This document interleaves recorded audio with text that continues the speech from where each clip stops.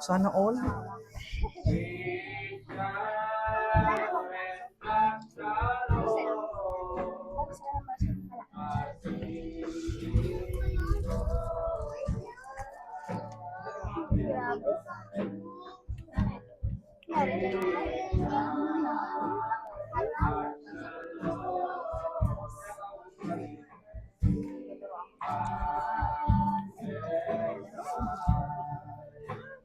You'll find it's not too easy to hear your heart cry.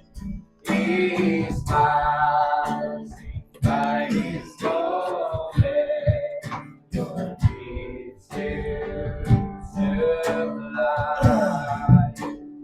Reach out and touch the Lord as He goes by. Reach out and touch the Lord as He passes by. You'll find it's not too easy to hear your heart's cry. He's passing by this moment. Power on. Bluetooth mode. Hello. Reach out and touch the Lord as He goes by. Hallelujah. Muli pa mga kapatid, ating awitin ang nagkasabing, come and teach me.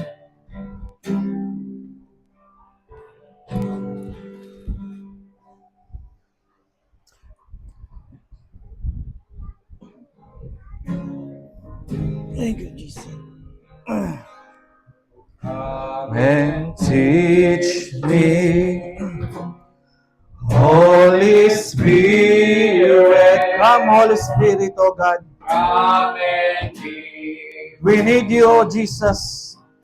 understanding. The Spirit of truth. Hallelujah. Thou art holy, Thank you, Jesus. the revealer Oh God, oh Jesus. of the sin The revealer, oh Jesus. of God's holy word. Thank you, Lord. Hallelujah. Hallelujah, oh God.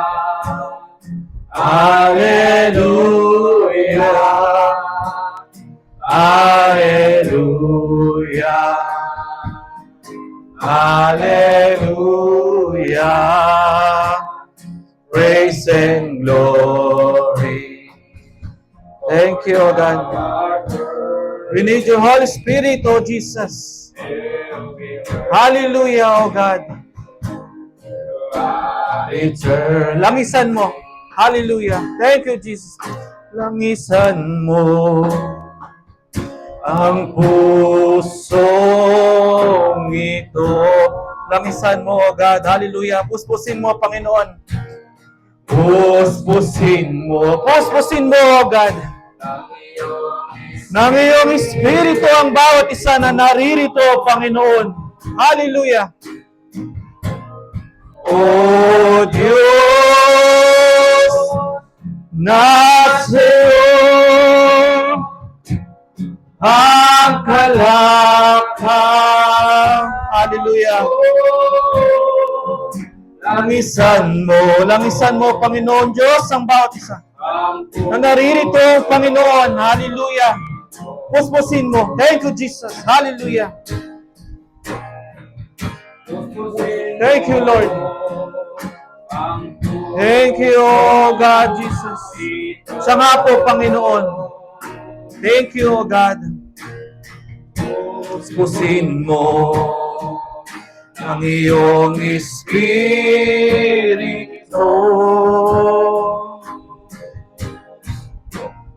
O Diyos,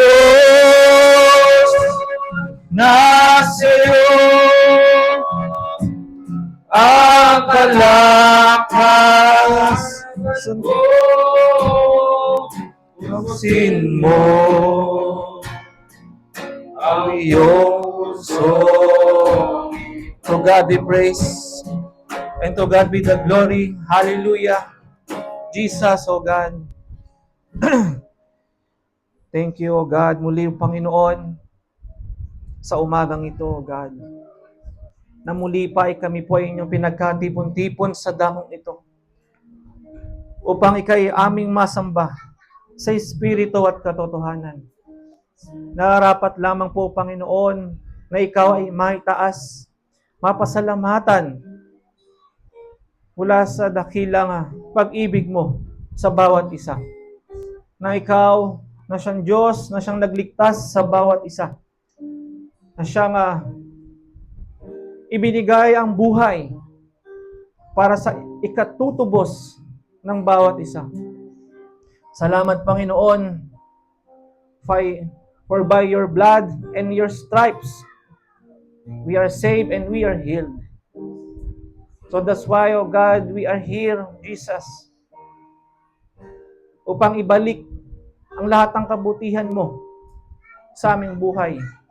Kulang ang mga oras, panahon ng aming pagpupuri upang maibalik o mahigitan ang mga gawa mo sa aming buhay. Lord, tanggapin mo, Panginoon, ang aming buhay, O God, sa mga oras na ito, na siyang aming inihahandog, O God, sa inyong mahabaging trono.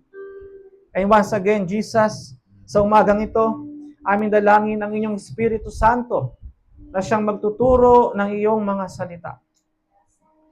Lord, help us to give us the power of revelation na nagmumula sa iyo, Panginoon. Hindi galing sa akin, hindi galing sa amin, kundi galing sa iyong makapangyarihang Espiritu Santo na naririto sa lupa, na siyang naghahayag, na siyang nagbibigay kapahayagan, katotohanan, lalo na sa huling panahon. Muli, Panginoon, ito po ay aming dalangin sa pangalan ni Jesus, na aming Diyos, nakilat makapangyarihan sa lahat. Amen. So, bago po tayo tuluyang magsiupo, mga kapatid,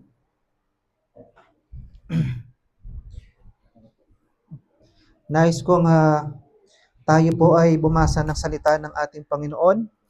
So, ating buksan po ang ating mga Biblia.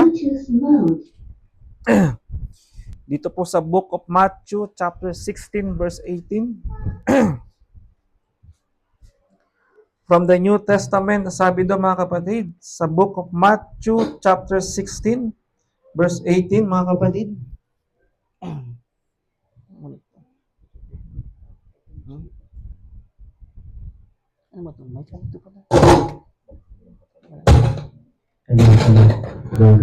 Hello. So, from the Book of Matthew, chapter 16, verse 18, mga kapatid. Sige po, sa wikang Tagalog, disundan natin sa wikang Banyaga. Sabi ko rito sa Matthew 16 verse 18, At sinasabi ko naman sa iyo na ikaw ay Pedro, at sa ibabaw ng batong ito ay itatayo ko ang aking iglesia, at ang mga pintuan ng Hades ay hindi magsisipanaig laban sa kanya. Samarin na po magsiupo ang bawat isa, mga kapatid. So muli po ang bawat isa ay aking binabati po ng isang mapagpalang umaga mula sa pangalan ng ating Panginoong Jesucristo. At muli pagbati rin po sa mga bisita natin na naririto. So maraming salamat sa inyong pagparito, mga kapatid, at inyong ibinigay o inyong o kayo nagbigay ng pagkakataon upang aming maka-fellowship sa dakong ito. So, palakpakan natin ang ating Panginoon. So, siya humilos at nagbigay ng encouragement sa bawat isa sa mga bisita natin upang maka-fellowship natin ngayon. At before we start, sa mga baguhan, nais ko lang po muna magpakilala. No? Ako pala si Brother Jason, isang missionary worker na pinadala ng ating Panginoon. And then sa pangunguna po ng aming elder, no, ng Bride of the Lord Jesus Christ. So ang aming home church ay walang iba. Ito ay matatagpuan sa Tarlac. So ang Cavite Bride of the Lord Jesus Christ ay isang local church, no. At ang Bride of the Lord Jesus Christ, ito po ay originated from USA. So dahil ang pinaka main founder, siyempre walang iba kundi ang ating Panginoong Jesucristo, no. At ang kanyang lingkod na ginamit sa panahon natin ngayon, walang iba si William Marion Branham. So kung hindi pa po kayo pamilyar doon, at syempre open naman po ang Google online, pwede nyo i-search kung sino si William Marion Branham, which is ang aming founder dito sa lupa na pinadala, no, na siya ay nagmula from United States of America. So ang Bride of the Lord Jesus Christ po ay kalat dito sa Pilipinas, no, at maging sa iba't ibang bansa. So dito sa Cavite na ang Diyos ay nagtayo ng di maling sa inyo, hindi to tulad ng mga naglalakyang iglesia o nagagandahan, mga kapatid.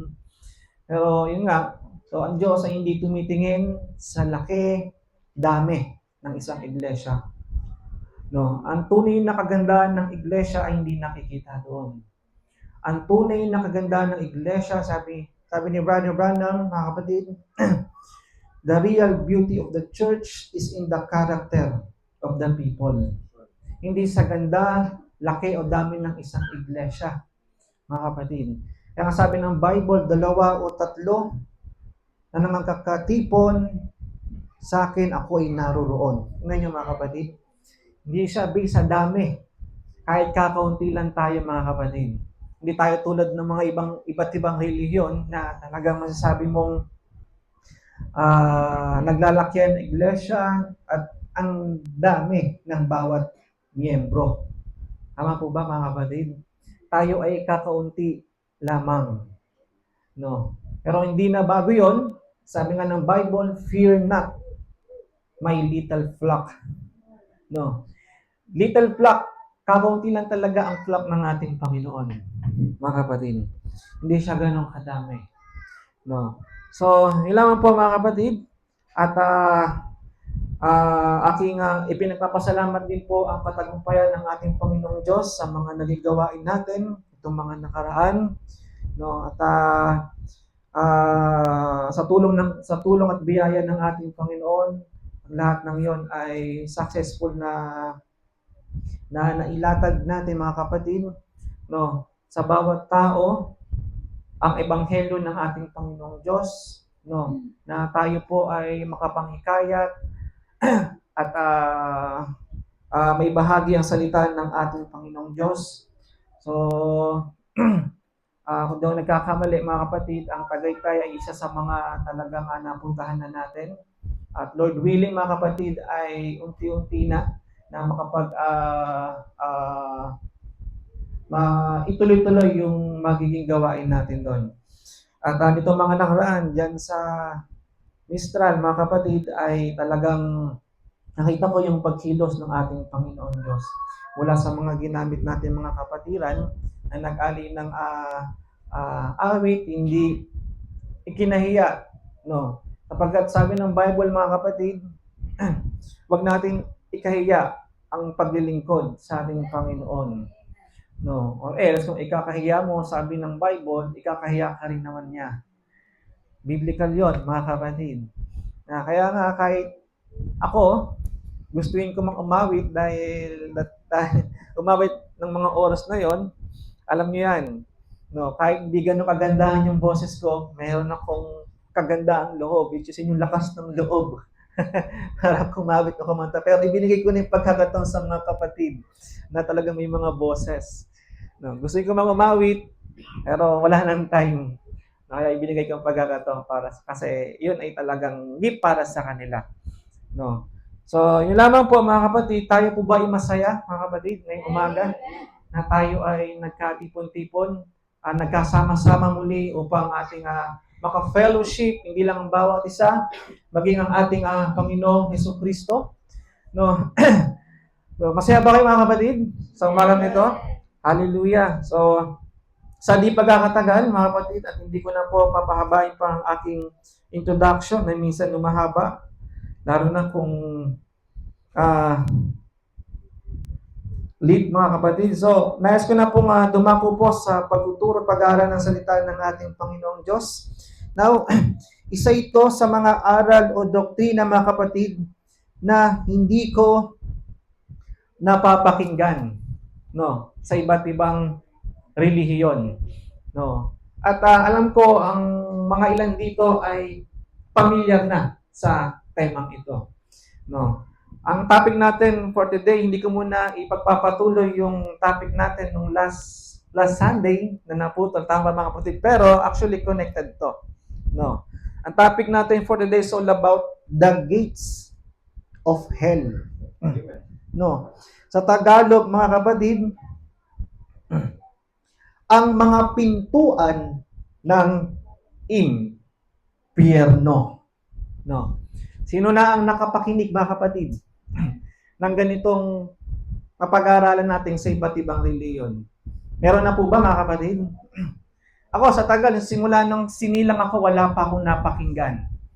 No. At praise be to God, ang Diyos ay tumugon sa tema na to, no, na siyang ating mapag-aaralan ngayon. Kasi talagang kahapon pa lang ay nagpipray na ako kung ano po ba ang mensahe, no, kung ano ang mensahe na dapat ituro sa mga oras na ito, mga kapatid.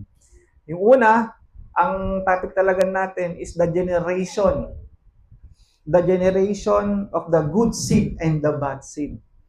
Pero naputol yon dahil ang bigat, habang nagbabasa ako, walang pumapasok na anumang additional message para doon. Kaya hininto ko.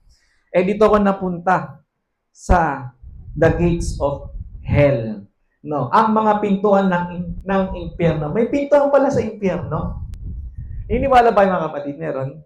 Meron bang pintuan ng impyerno? Oh, sasagutin natin yan maya mga kapatid.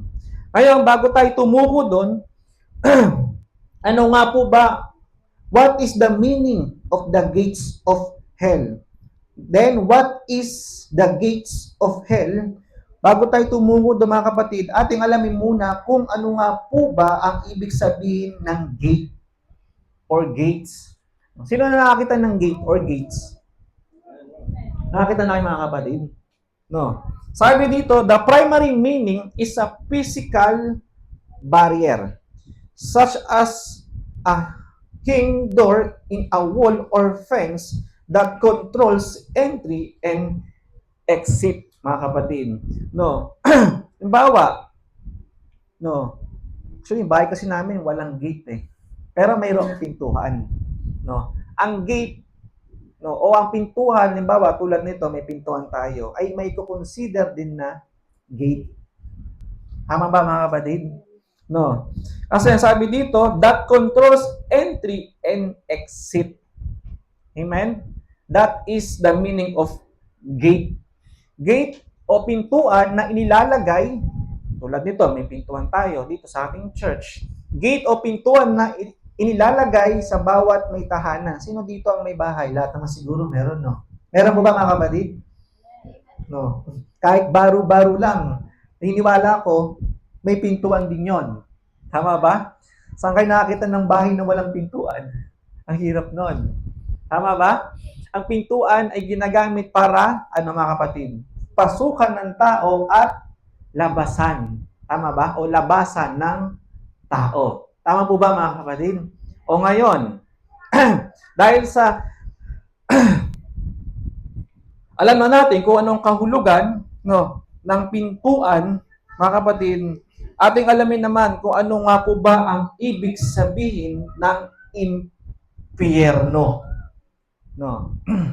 Gusto niyo ba malaman mga kapatid? No, what is hell? Gusto niyo malaman kung ano ibig sabihin ng impyerno? Kasi maraming mga reliyon na nagsasabi na ito na daw ang impyerno, yung mundong ating kinabubuhayan. Naniniwala ba kayo doon, mga kapatid? Naniniwala kayo doon? Ito na daw yung impyerno? No. Ngayon, alam nyo ba, sabi ng Bible, mga kapatid, ang impyerno, hell is a concept, sabi dito, referring to a state or place of punishment after death. Ang impyerno daw, sabi dito, ito ay isang lugar ng pagpaparusa ng mga taong makasalanan pagkatapos ng kamatayan dito sa lupa. That is hell, mga kapatid. Kung paano ang mga taong makasalanan, like for example, ang mga taong hindi sumusunod sa batas natin dito sa Pilipinas at gumagawa ng krimen, saan na pupunta, mga kapatid? Sa kulungan. Tama ba? So, bawat kasalanan ay mayroong kaakibat na parusa. Tama ba, mga kapatid? So, ganun din, mga kapatid, ang impyerno ay isang lugar ng pagpaparusa. No. At ang sabi pa dito, mga kapatid, from the word hell in the King James Version, sino may mga King James Version Bible dyan, mga kapatid? Sabi dito, in the King James Version of the Bible, it appears 54 times throughout the Scripture. Ilang beses, mga kapatid?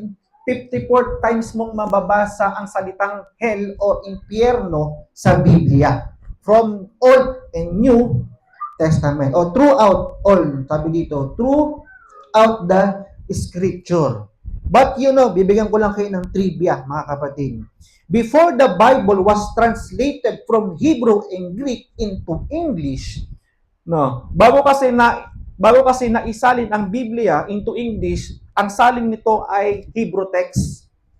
No. Then from Hebrew na isalin into Greek word. And then right after na maisalin sa Greek word, nagkaroon sila ng time o nagkaroon sila ng pagkakataon na maisalin na into English version. At dahil Pilipino tayo, mga kapatid, at may mga siyempre tayo bilang mga maalam at madunong, binigyan ng talino, mga kapatid, ang mga English na pananalita ay kaya nating i-translate sa lengguwahe natin. Tama ba, mga kapatid?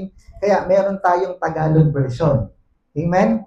Kaya kung titignan nyo, mga kapatid, ang sabi doon, ang trivia dito, before the Bible was translated from Hebrew and Greek into English, the word hell was not found in the original Hebrew and Greek manuscript.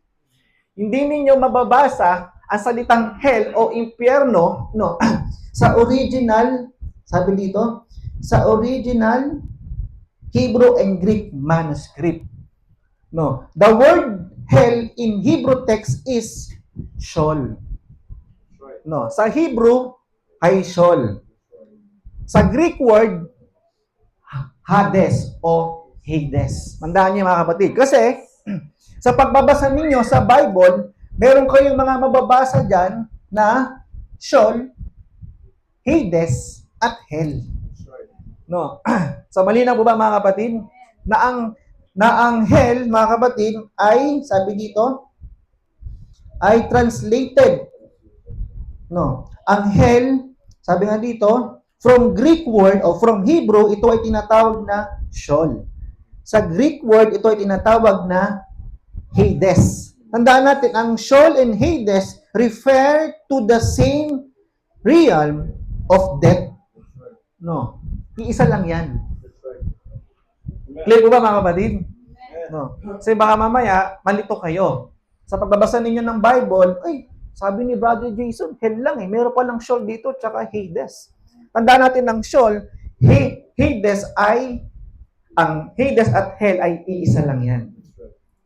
Tandaan natin yan, mga kapatid. Clear po ba? Iisa lang yan. No. Isang bagay na hindi ko napakinggan nung ako'y nasa denomination. Basta hell, yun lang. Pero yung pinaka-root word, hindi nila itinuturo. Importante, mga kapatid, bilang isang mga anak ng Diyos. Tama, mga kapatid? No. Eh sabi ng Bible, a man should not live by bread alone, but by every word that proceeded out of the mouth of God.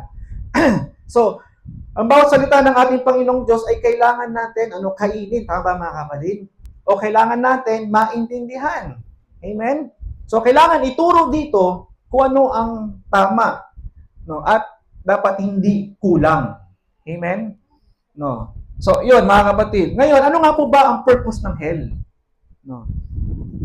Ano po ba ang purpose ng hell? Bakit ito ginawa ng Diyos? Mga kapatid. Sabi dito, alam niyo ba mayroong purpose talaga ang hell? No. Di ba kanina nabanggit ko mga kapatid, ang impyerno, ang sabi doon, ay isang lugar ng pagpaparusa. Tama ba? Pagkatapos ng kamatayan ng isang tao dito na makasalanan. No. Pero alam niyo ba mga kapatid, no, ang impyerno ay hindi talaga para sa mga tao. Ang impyerno, mga kapatid, ay ginawa. Sabi ng Book of Matthew, chapter 25, verse 41. Ito ang unang purpose kung bakit ginawa ang hell o impyerno. Sige po, basa mga kapatid. Sabi po dito sa Matthew 25, verse 41, kung magkagayoy, sasabihin naman niya sa mga nasa kaliwa, magsilayo kayo sa akin, kayong mga sinumpa, at pasa apoy na walang hanggan na inihanda sa dyablo at sa kanyang mga anghel. Ayun. Yun ang purpose ng hell. Ang impyerno, mga kapatid, ang sabi dito, was created for the devil and his angel for their future punishment. No. Ginawa ang hell para kay Satanas at sa kanyang mga alagad, mga kapatid. No, hindi talaga ito para sa tao, mga kapatid. Pero, alam nyo ba, hell also become the destination of mankind. Bakit? Ano dahilan? Because through transgression, they would be brought into hell. Na ang impyerno, mga kapatid, dapat ay para sa anghel lang. Ay para sa sabi doon? Para sa diablo at sa kanyang mga anghel. Pero ito ay naging destination din ng mga taong makasalanan. Brad, saan natin mababasa yan? Sa Psalms chapter 9 verse 17. Ito ang nasusulat, mga kapatid. Ano ang sabi doon? Psalms chapter 9 verse 17. Sabi po dito, ang masama ay mauuwi sa Sheol, pati ng lahat ng mga bansa na nagsisilimot sa Diyos. Ayun, no? So, malinaw doon, mga kapatid. The wicked shall be turned into hell. Alam nyo? Ang masama ay mauuwi sa Sheol, pati ng lahat ng mga bansa na nagsisilimot sa Diyos. So, malinaw yun, mga kapatid. No? Malinaw po ba, mga kapatid? Para sa impyerno talaga, pero naging destinasyon din ng mga taong makasalanan, mga kapatid. Ang sabi dito, hell wasn't made for Christian. And God has did everything that He can to keep people to bypass hell so that you won't have to go in there, mga kapatid. Ang Diyos ay gumawa ng daan, para ang tao ay maiwasang mapunta sa impyerno, mga kapatid. No. Sabi nga dito, He sent the law, nagpadala siya ng mga batas, nagpadala siya ng mga propeta, at nagpadala siya ng even ang kanyang anak, mga kapatid, which is Jesus Christ, ay kanyang pinadala. Tama ba, mga kapatid? And the Holy Spirit, He sent to the churches, mga kapatid, everything to try keep you from going to hell. Lahat ng paraan na pwedeng gawin ng ating Panginoong Diyos para ang tao ay hindi mapunta sa impyerno ay kanyang ginawa na. Tama ba, mga kapatid? At hindi siya nagkulang. Hindi nagkulang ang ating Panginoong Diyos, mga kapatid. God don't send you to hell. Ayaw ng Diyos na mapunta ka sa impyerno, mga kapatid. Pero ang mga tao pupunta sa impyerno, Hindi dahil sa gusto ng ating Panginoong Diyos na mapunta sa impyerno. Ang sabi dito, because of you. You, sabi doon. Yourself, sabi doon. You send yourself to hell. That's right. Kuha niya mga kapatid. Sabi dito, break every barricade. Run every stoplight trying to make yourself go to hell. Pansinin niyo mga kalsada. Di ba mayroong mga stoplight yan mga kapatid? Tama po ba? Ano ang purpose ng stoplight? Ano ang purpose ng stoplight mga kapatid? Ha? Ang stoplight ay ginawa, mga kapatid, para sa, narinig ko kanina, para sa kaayusan o safety ng bawat may mga sasakyan. Tama ba mga kapatid? Hindi magkaroon ng banggaan na maaaring ikakapahamak ng tao. Tama ba mga kapatid? Pero may mga tao matitigas ang ulo kahit naka-stop na, sige pa rin. Anong nangyayari? Ha? Disgrasya. Bunga ng disgrasya, mga kapatid, ay kamatayan. Tama ba mga kapatid? Oh. Dahil sa tigas ng ulo mo, kitang-kita naman naka-red yung stoplight, dumaretso ka pa rin. Tama ba? O ngayon, pag diretso mo, binangga ka.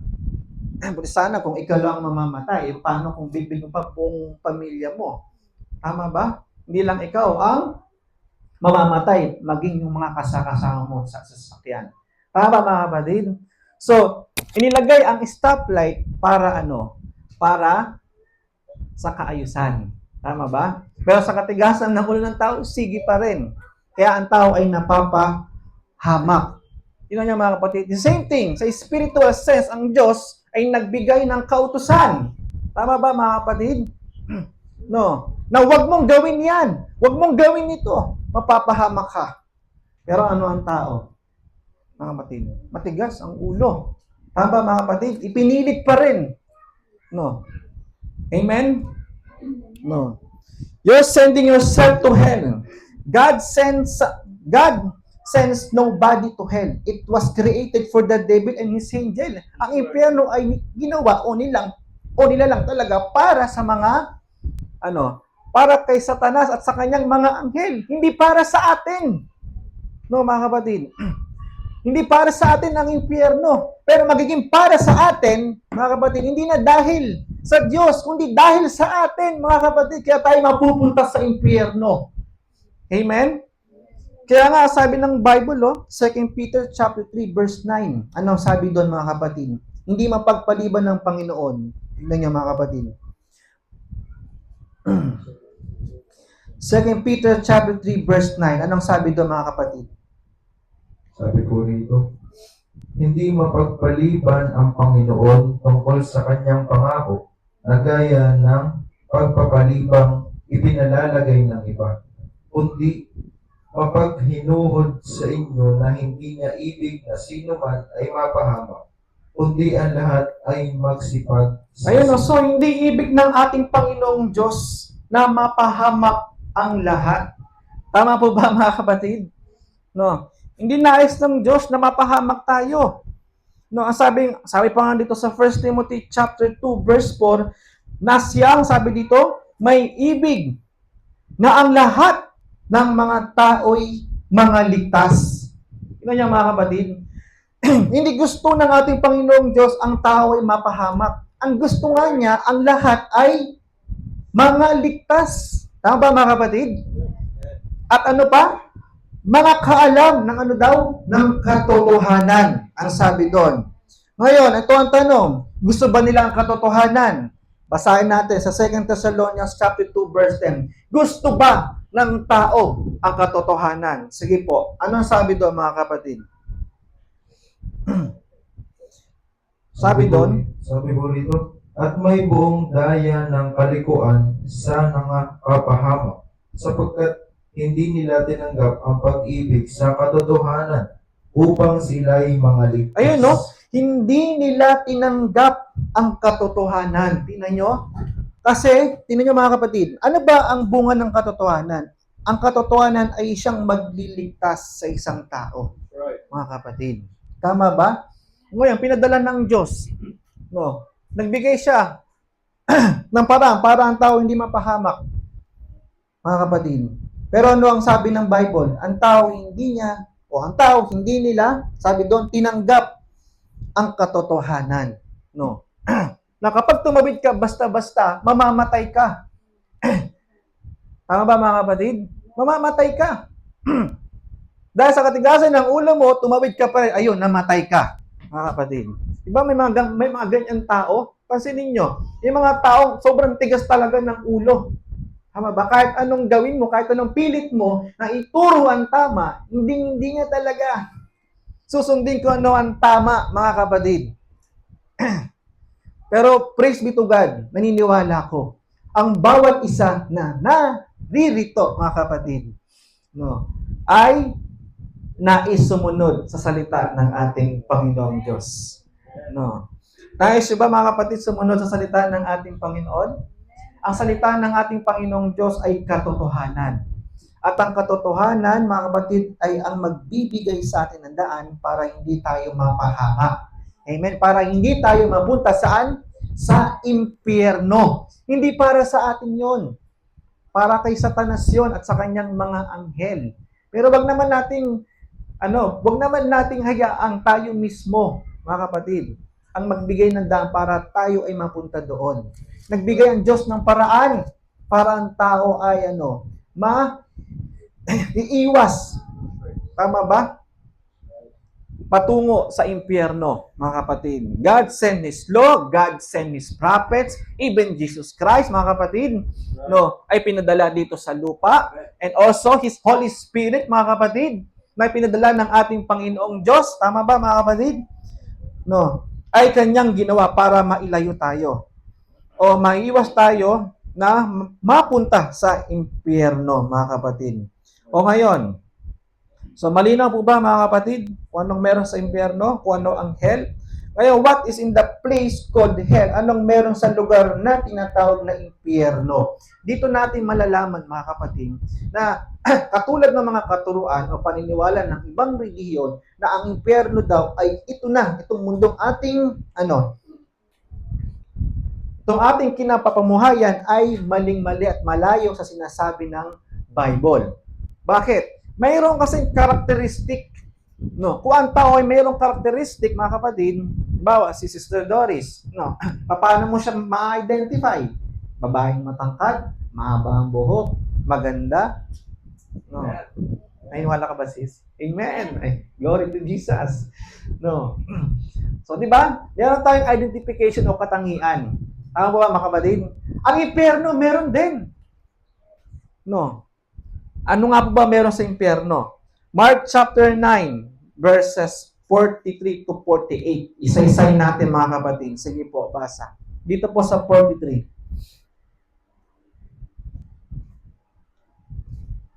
Mark chapter 9, Oo, verse 43. sabi ko rito, at kung ang kamay mo ay makapagpapatisol sa iyo, ay putulin mo.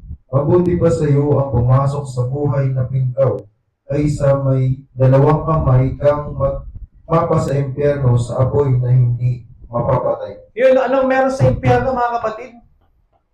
Unang-una, anong meron sa impyerno? Apoy na hindi mapapatay o namamatay, mga kapatid. Saan kayo nakakita ng apoy dito sa mundo na hindi namamatay? Meron po ba, mga kapatid? Meron po ba? Kayang-kayang patayin yan ng ating mga bumbero. Kahit gaano pa kalaki yan. Amen? Mga kapatid, itong laro yung mundong yon na kinakapamuhay natin ang impyerno. Maling-mali, mga kapatid, dahil ang one of the identification ng isang impyerno, sa impyerno daw po ay may mga apoy na hindi namamatay. So, malinaw po ba, mga kapatid? At hindi, sabi doon, hindi mapapatay. Hindi mo mapapatay ang apoy sa impyerno. Dito, maaaring mapatay mo pa. Tama ba? Buhusan mo lang ng tubig. Tawag ka lang dyan sa mga bumbero natin. Pag may sunog dyan, mapapatay ang apoy. Tama ba, mga kapatid? Pero ang apoy sa impyerno ay hindi, sabi doon, mapapatay. Tama po ba? Sabi doon, ano pa? Sige po, sabi ng 44. 44, na dooy hindi namamatay ang kanilang uod at hindi namamatay ang apoy. Ayun, no? So may mga uod daw po na hindi namamatay. Ngayon mga kapatid, ang uod dito namamatay pa. Tama po ba? Pero ang uod sa impyerno, ang sabi doon, na doon hindi namamatay ang kanilang uod. Uod na nasa katawan ng tao, mga kapatid, patuloy yan na nabubuhay. Amen, mga kapatid? So malinaw, wala naman tayo siguro nakikita ang taong inuuod na dito sa mundo. Meron siguro yung mga nasa yung mga nasa hukay. Tama ba? Mga nasa doon sa mga libingan. O yung mga bangkay doon inuuod na, mga kapatid. No. So malinaw po ba mga kapatid kung anong meron sa impyerno? Apoy na hindi namamatay. Uod na hindi namamatay. O ngayon, basa naman tayo. Magbigay naman tayo ng mga halimbawa na nasampulan na ng impyerno. Meron po ba? Meron nang nasampulan, mga kapatid, na nasa impyerno na ngayon? Meron. Basahin natin, mga kapatid. Kung pamilyar kayo dito, kay Lazarus at yung taong mayaman. No. Luke chapter 16, verses 19 to 31. Anong sabi doon, mga kapatid? Sa 19 muna tayo. Sa Luke chapter 16, verse 19. Nandiyan pa ba kayo, mga kapatid? Ayan. Sige po, basa. Sabi ko rito sa Luke chapter 16, verse 19, mayroon ngang isang taong mayaman at siya'y nagdaramit ng kulay ube at maselang lino at sa araw-araw ay kumakain ng sagana. 20. At isang pulubi na ang pangalay Lazaro, libos ng mga sugat, ay inilalagay sa kanyang pintuan. 21. At naghahangad na mapakain ng mga mumo na nangahuhulog mula sa dulang ng mayaman. Oo, at lumapit pati ang mga aso at hinihimuran ang kanyang mga sugat. 22. At nangyari na namatay ang pulubi at siya'y dinala ng mga anghel sa sinapupunan ni Abraham. At namatay naman ang mayaman at inilibing. Tingnan niyo, mga kapatid. Isang taong mayaman at mahirap. Tama ba? Ang mahirap na tinutukoy dito, walang iba kundi si Lazaro. Tama po ba? Tingnan niyo yung buhay ng taong ito. Isang taong mahirap, isang taong naroroon at nag-aabang lamang sa pintuan ng taong mayaman na sapat na makakain ng mga pagkain na hulog sa lupa, mumo kung tawagin. Tama, mga kapatid? No. Ngayon, parehas silang namatay. Tama po ba? O ngayon, ang sabi doon, nang sila ay parehas na namatay, ang sabi nga doon, at nangyari na namatay ang pulubi at siya'y dinala ng mga anghel. Saan daw? Sa sinapupunan ni Abraham. At namatay naman ang mayaman at inilibing. Sa 23, sige po, basa. 23. At sa Hades na nasa mga pagdurusa ay itiningin niya kanyang mga mata at natanaw sa malayo si Abraham at si Lazaro ay nasa kanyang sinapupunan. Tingnan niyo, mga kapatid, saan napunta yung taong mayaman? Sa impyerno. No. Alam niyo ba, mga kapatid, ang impyerno at paraiso noon, no, ang pagitan ay isang malalim na bangin at ito ay matatagpuan sa kailaliman. Bottomless pit. Walang sinabi kung saang kailaliman, basta nasa kailaliman, mga kapatid. No. Kaya, kung mapapansin nyo, halimbawa, ito ang hell. No. Yan ang paraiso, mga kapatid. Ang pagitan ng hell at ng paraiso ay isang malalim na bangin lamang. Kaya, sabi dito sa talata, mga kapatid, nakita ng taong mayaman si Lazaro na nasa bosom nino ni Abraham. Bosom means kasama ni Abraham. Natanaw niya. Kasi dati, ang hell at ang paraiso ay magkatabi, pero may pumapagitan. Isang malalim na hukay. Pero ngayon, mga kapatid, iba na ang lugar ng paraiso. Ang paraiso ay nasa sixth dimension. Wala na sa kailaliman. Pero sa iba, nasa kailaliman pa rin ang impyerno nila, mga kapatid. Pero ang paraiso ay nasa kailaliman pa rin. Pero sa atin, ang paraiso ay nasa sixth dimension na.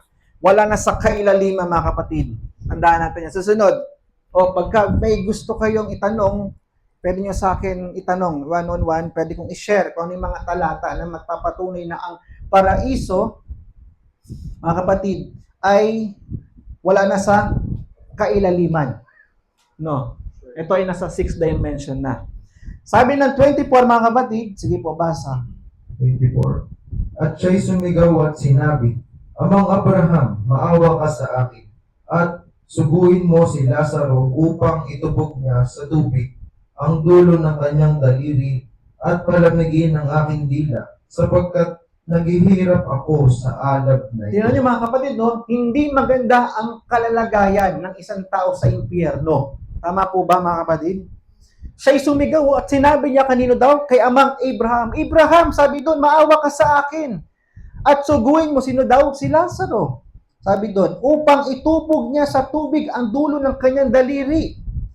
At palamigin ang aking dila sapagkat naghihirap ako sa alab na ito. Yung mga kapatid, yung taong mayaman ay sinusunog sa impyerno, mga kapatid.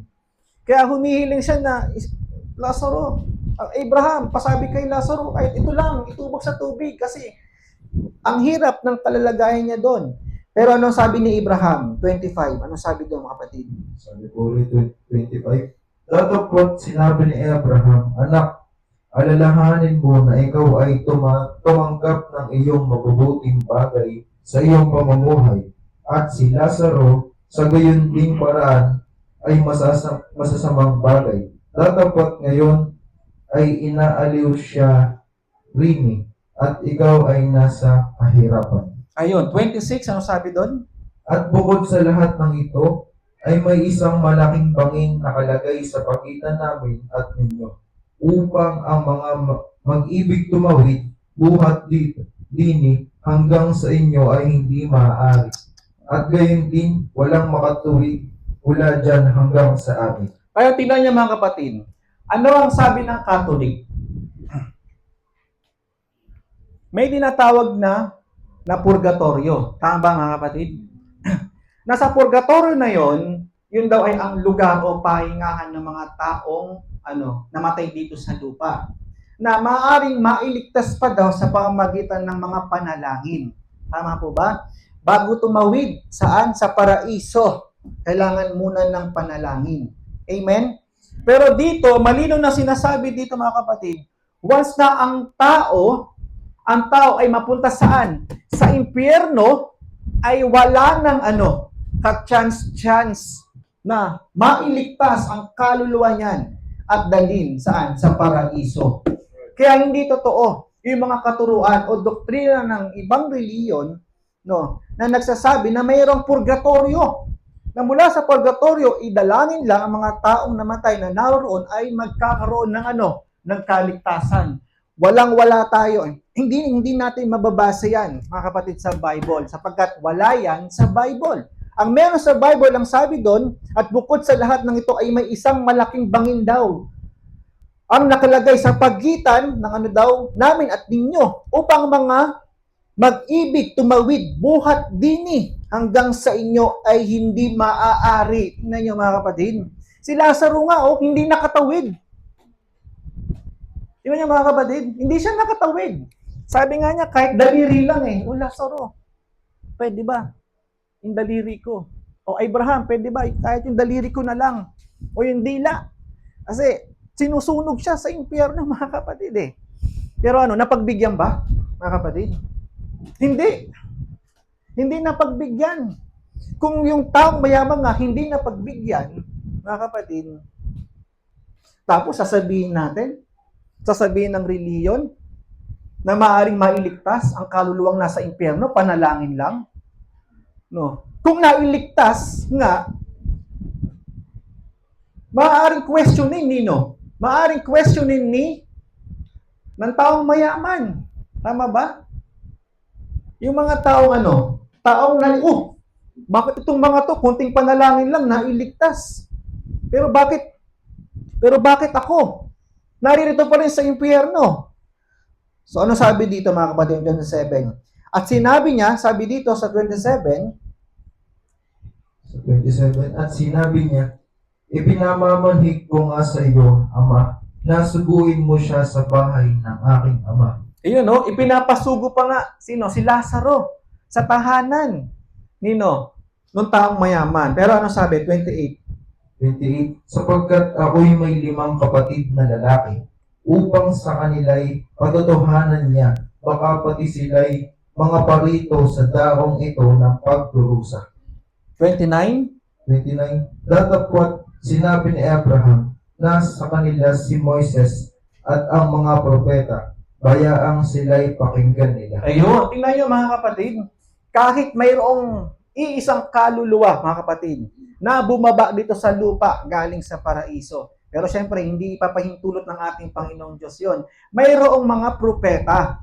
Mayroong mga lingkod ang Diyos na nasa lupa. Ngayon, nasa tao na kung tatanggap ba sila sa mga ipinadala ng ating Panginoong Diyos para hindi mapunta sa impyerno, mga kapatid.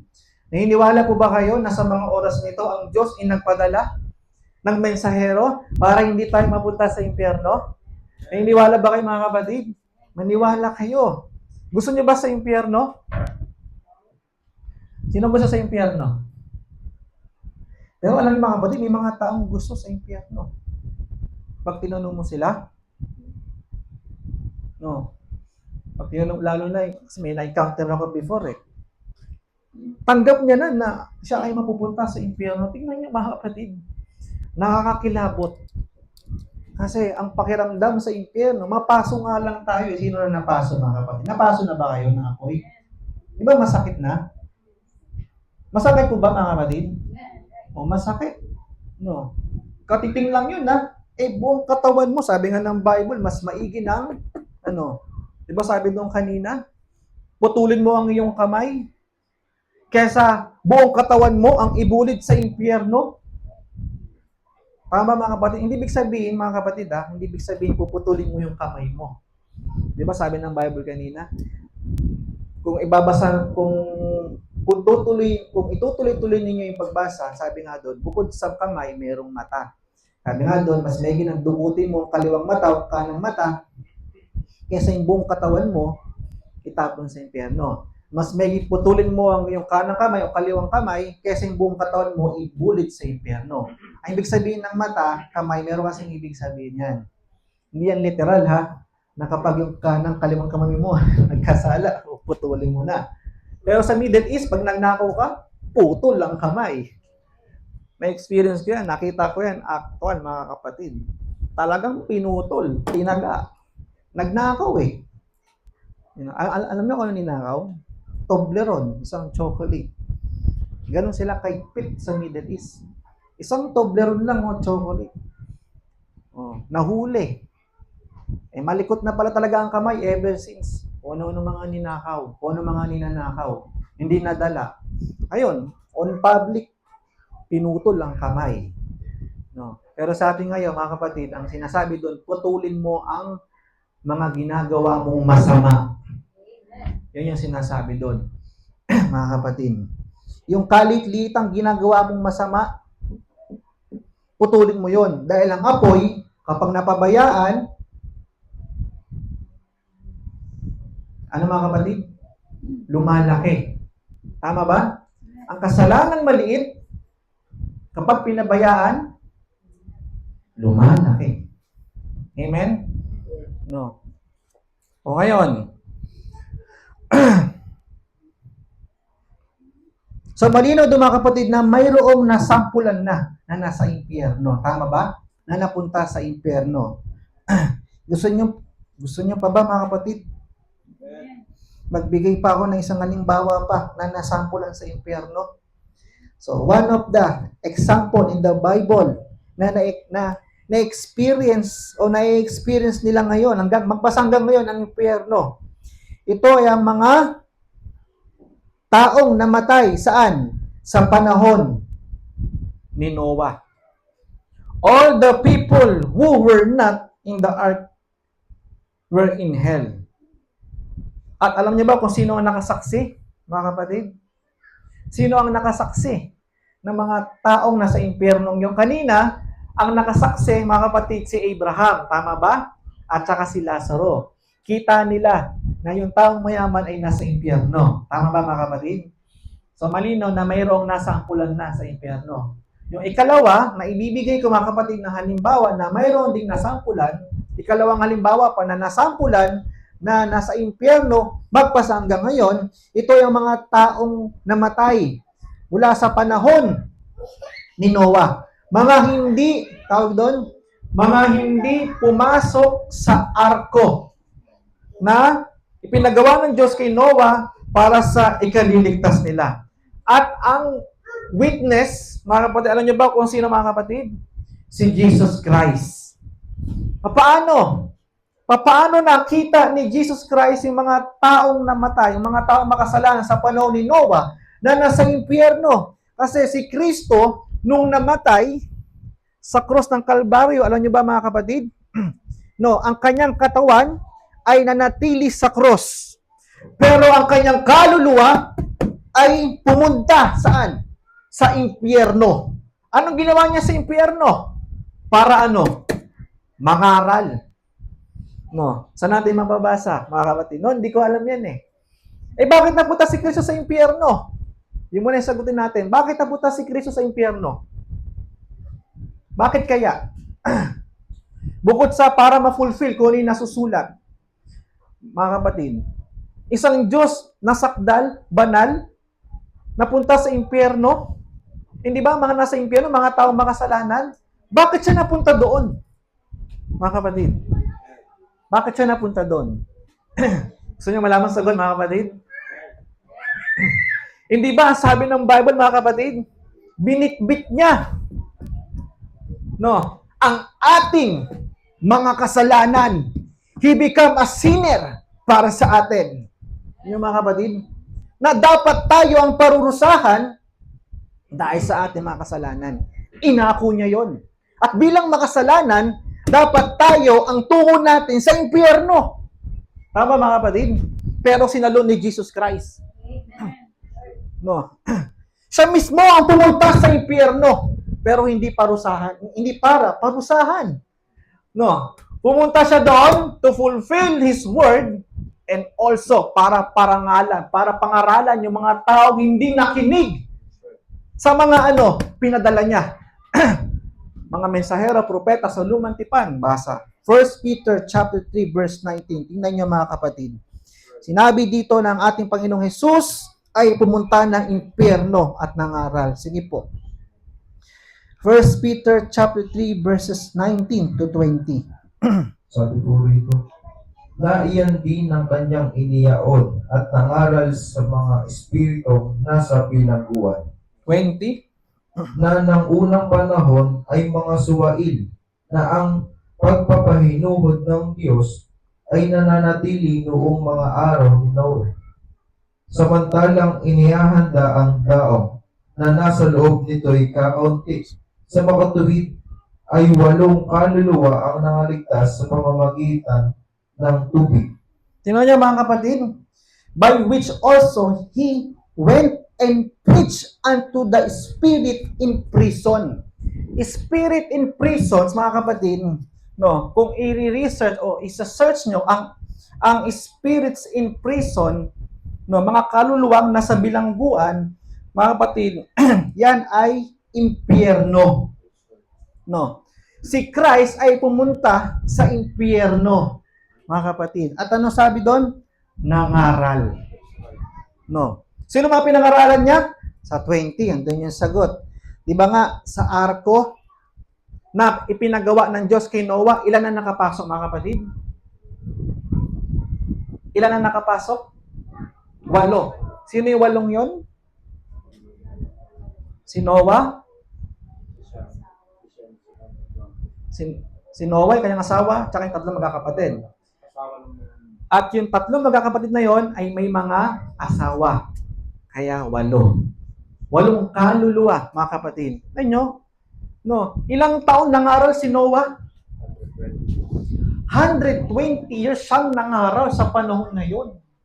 Tingnan niyo, mga kapatid. Ilan ang naligtas? 8 lang. Tingnan niyo. 8 lang. No. At syempre, yung mga hayop na nakasama o ipinasok doon. Hindi sa kilos ni Noah kung bakit pumasok yung mga hayop doon, kundi sa pagkilos ng ating Panginoong Hesukristo. No. At sabi ni Brother Branham, dahil ang mga hayop, meron silang natural instinct. Nalalaman nila kung mayroong peligro na darating. Tama kayo, pansin nyo, pagka mayroong bagyo, di ba, naglalabasan yung mga kuliglig. Kuliglig ba yun, yung mga insekto? Pag may bagyong parating, tama ba? Sign yun. Kaya nga, isa na rin yun sa sign ko na mayroong bagyong malakas na darating kapag yung mga ilaw natin napupuno yan ng mga gamo-gamo. Tama ba? Kasi, mayroon silang natural instinct na nalalaman nila kung mayroong peligro, paparating na peligro. Tama ba? No, alam nila yan. No, kaya yung mga hayop, bukod sa utos ng Diyos, siya ang nagkuman sa mga hayop na pumasok doon, meron silang natural instinct. Alam nila na mayroong malaking peligro na darating sa panahon ni Noah, kaya nagsipasok sila. No, mga kapatid. So, so huwag nyo, ano pa? 1 Peter chapter 4 verse 6.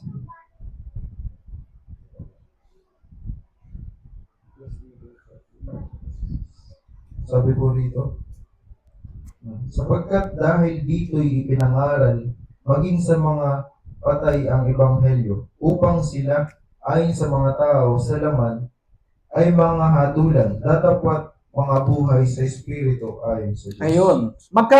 Magkamag-anak to, mga kapatid, yung 2 talatang yon.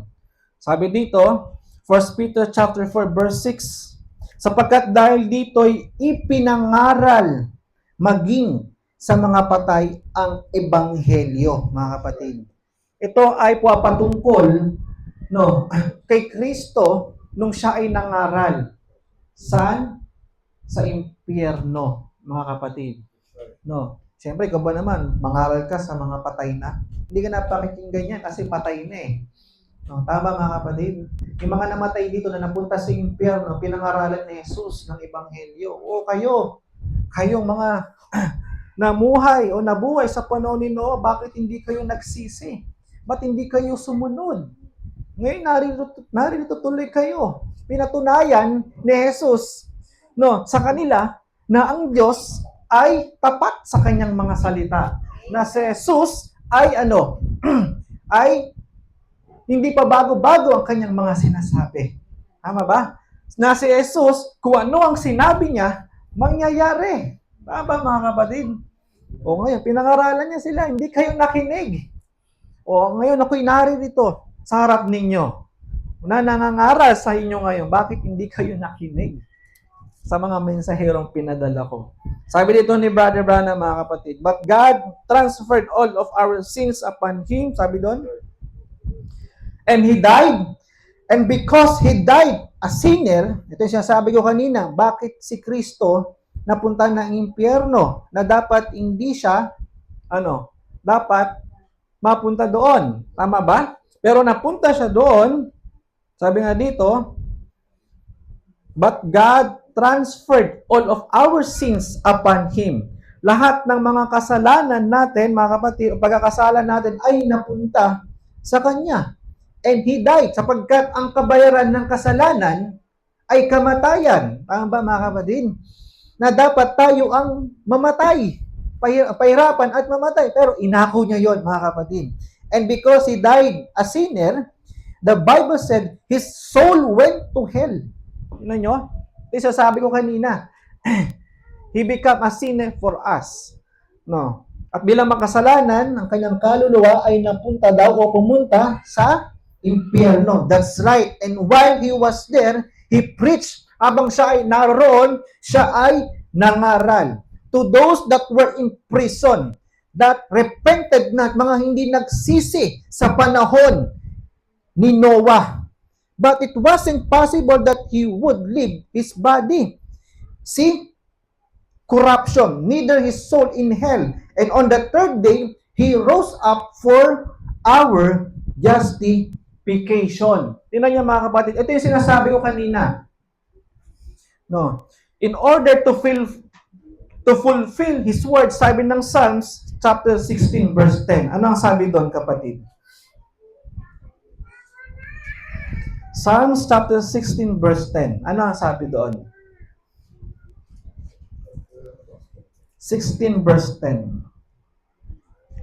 Sabi po rito, sapagkat hindi mo iiwan ang aking kaluluwa sa Sheol, na hindi mo man titiisin ng iyong banal ay makakita ng kabulukan. Tingnan niyo mga kapatid. At ang Psalms ay from the Old Testament. Tama po ba? Na ang Psalms chapter 16 verse 10, ito po ay isang propesiya o hula na gagampanan ng ating Panginoong Hesukristo. Sinabi doon, sapagkat hindi mo iiwan ang aking kaluluwa sa Sheol, no, o impyerno, mga kapatid. Hindi talaga mananatili si Kristo sa impyerno. Kailangan lang niyang bumaba, mga kapatid, in order to fulfill this verse. At ang sabi nga dito, ni hindi mo man titiisin ang iyong banal ay makakita ng kabulukan. Kaya kung mapapansin niyo mga kapatid, si Kristo ay muling nabuhay, no, sa ikatlong araw, no. Si Kristo ay namatay Friday ng hapon, mga kapatid. Kung bibilangin nyo ang oras from Friday afternoon, then Sunday in the morning, mga kapatid, ilang araw yon? Sabi nila, 3 daw eh. Mga kapatid. Pero hindi 3 oras yon. Ito, 3 araw yon. Kasi ang katawan ng tao, 1 araw lang o 2 araw lang, maagnas na yan. Mga kapatid. Search nyo. Sabi dito ni Brother Branham sa kanyang quote. Sabi niya, and now, sabi niya, remember that when he died, nang namatay si Kristo, he went first and preached to the soul that wasn't in prison. Ito yung sinasabi ko kanina. That was in prison. And witnessed that he was the seed of the woman. He was the one that Enoch saw coming with 10,000 of his saints.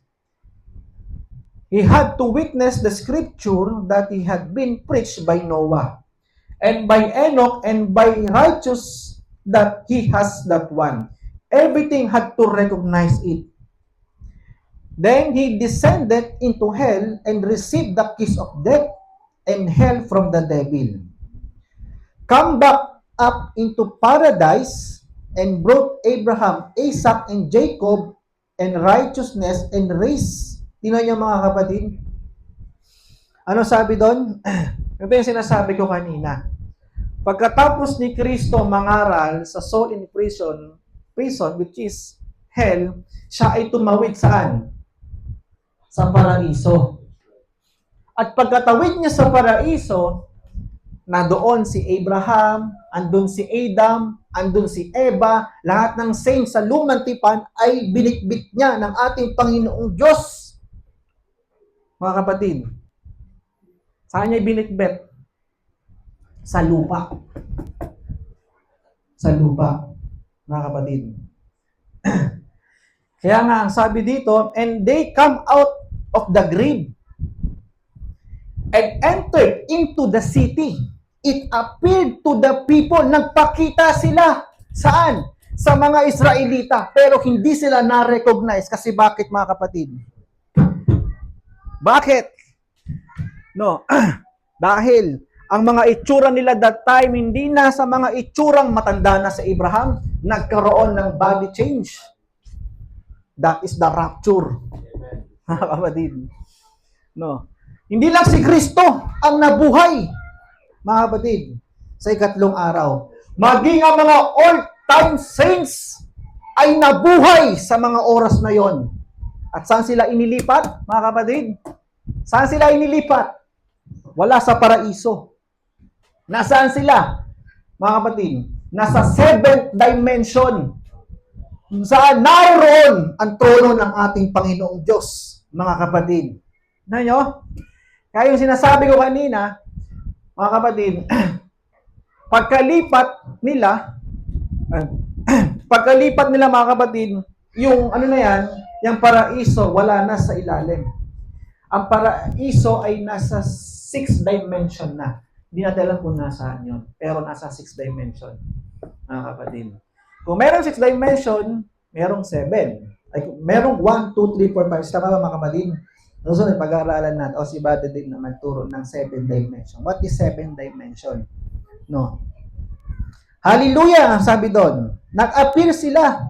No. Now, but this body, sabi niya, ito while his soul was over here witnessing to the lost, down here, taking the kiss from the devil, and coming back and bringing Abraham and Isaac. His soul was down, sabi niya. They're doing it, and his body was laying in the grave. Tama, mga kapatid? Ang kaluluwa ni Kristo ay nasa impyerno, ang katawan ni Kristo ay nasa grave. Libingan. No. Ang sabi dito, that's the reason Jesus said, people say, why does Jesus say 3 days? I'll rise it up. No, ito yung sabi ko nina, 3 days I'll raise. He died on Friday afternoon, raised up on the Sunday morning. Kuha niyo, mga kapatid? No, si Kristo ay namatay ng hapon at nabuhay ng umaga, tama ba? Ng linggo. But watch, it was within 3 days. If you get the lexicon, for he knew that David, under the anointing of the Holy Spirit, said, I will not suffer my Holy One to see corruption. He know that pertained to him. He know that meant him. He was God's Holy One. And he knew that corruption set in the 72 hours. Ilang araw ang 72 hours, mga kapatid? Sino magaling sa math? 3 days, tama ba? 3 days? 3 days. Sabi dito, he was God's Holy One. No. He knew that corruption sets in 72 hours. Bilang isang Diyos na nalalaman ng lahat ng bagay, alam niya, sa loob ng 72 hours, mabubulok na ang kanyang katawan. Tama ba?